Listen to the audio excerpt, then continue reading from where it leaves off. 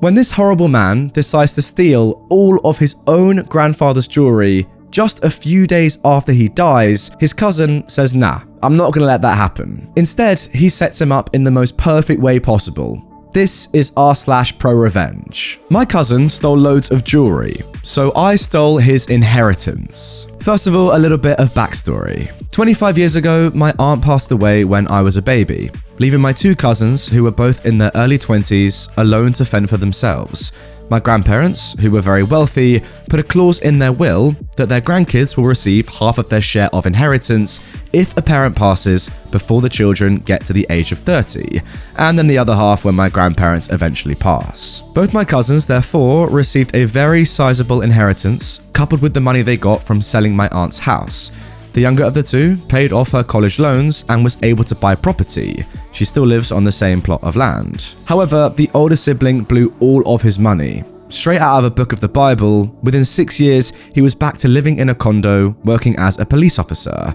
Everyone in our small family knew he had a substance issue, so he was barely making ends meet with his officer salary and buying copious amounts of drugs. The next 4 years, my cousin went to rehab 3 times, sponsored by my grandparents. He sobered up after getting his girlfriend, now wife, pregnant. She's an absolutely wretched woman.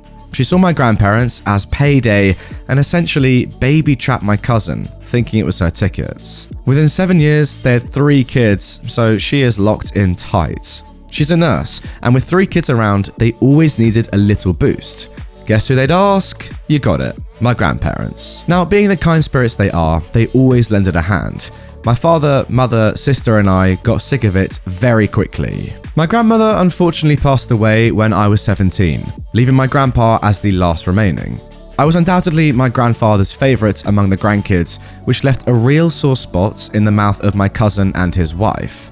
I had 2 more years at home before college, so I lived with my grandpa to keep him company and help take care of him. My cousin and his wife hated this, so much so that whenever they came to visit and I wasn't home, they would send their 3 gremlins into my room to destroy it.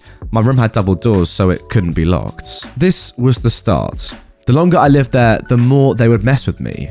My cousin even went as far as to place one of those little mechanical noisemakers in the cabinet in my room, the ones that play sounds at random intervals that make you think you're insane. Thankfully, my German Shepherd would always hear it, and after a week or so, she finally found it. They did this to distance me and deter me from taking care of Grandpa, so that they could swoop in and be the heroes.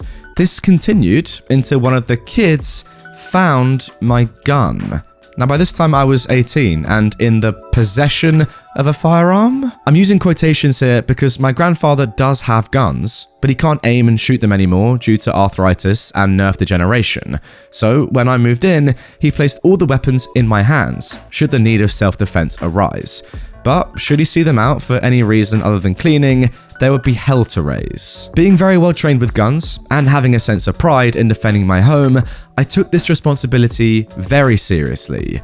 I always kept a handgun in a locked container in my nightstand with the key on a high shelf out of reach from the gremlins. One fateful day, I am out getting my grandfather food when I come home and my older cousin, his wife, and my grandfather are staring at a gun on the table. It was my gun that I kept in the lockbox. It was loaded and had a bullet chambered. Now, I always keep a magazine in the lockbox, but never loaded into the gun. The lockbox itself was nowhere to be seen. So, my cousin claimed one of the children found the gun and was playing with it. I was 100% certain that he either found the key or broke the lockbox, opened it to get it, load it, as a 6-year-old would not be able to reach a key that I could barely grab, figure out what it was, load my gun, and chamber it. I tried my best to explain that what my cousin just said was BS and that I never keep my firearms loaded in the house. But my cousin, who of course is a cop, scolded me on gun safety and threatened to have me arrested if I didn't leave, and hadn't arrested me yet because we're family. I was asked to collect my belongings and go back to my parents. My cousin had won. Or so he thought. The next day, I apologized to Grandpa and explained to him that there was no way one of the kids could have gotten the key. He agreed with me and he apologized, but he thought it best I move out until things cooled down. But once they do, I'd be welcome back home. Yes, our relationship was a little fractured due to disinformation provided by my cousin. A month later, my grandfather died of a heart attack at age 86. I was devastated. I was just beginning to get back into the rhythm with him and rebuilding the trust that was somewhat shattered. To this day, I'm still unsure of what kind of man he saw me as due to my cousin. Immediately, my cousin and his wife began sucking up to my dad. As they'd already sealed payday with grandpa, it was time to move on to the uncle. This persisted for a month or two. I wouldn't stand for it. Then came time for the will. My grandfather's lawyer read out the will to me, my father, mother, and sister in our home. Our two cousins would be briefed individually on their share of the estates, per my grandparents' requests. Then the miracle line in the will comes to fruition. If anyone attempts to claim any part of the estate that is not assigned to them, they forfeit any assets they are supposed to receive, and they will be divided equally among the remaining family members. This was basically their way of saying, if you try to claim more than you're given, you get nothing. My father is supposed to receive every piece of physical property, aside from 2 or 3 items he set aside for me, from my grandparents, as he is the only remaining child. So then, moving on to the revenge. I hatched my plan. I called my cousin and told him all of my grandma's jewelry was to be donated to a charity auction. Grandma's collection of gems and metals was extensive to say the least, so a charity event wouldn't care if a few pieces didn't make it, right? It was a law of gargantuan proportions that my greedy cousin could not resist. He bit right on it and headed over to my grandparents' house ASAP, determined to snatch up as much as he could. A handful would send his kids to college. Regardless of what I said, the jewelry was never going to go to him anyways, so his actions were purely his own, since none of it was destined to be his. Coincidentally, Dad was on his way with the lawyer to my grandparents' house to overlook everything, formality stuff. According to my dad's testimony, my cousin had 3 shoeboxes worth of grandma and grandpa's jewelry piled on the kitchen counter, ready for loading into his car.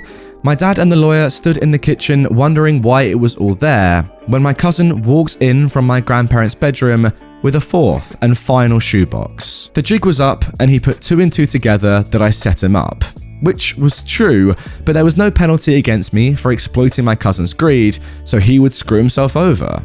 It's worth noting that between the 18 years from my aunt's death and my grandparents' death, their wealth had increased several times over.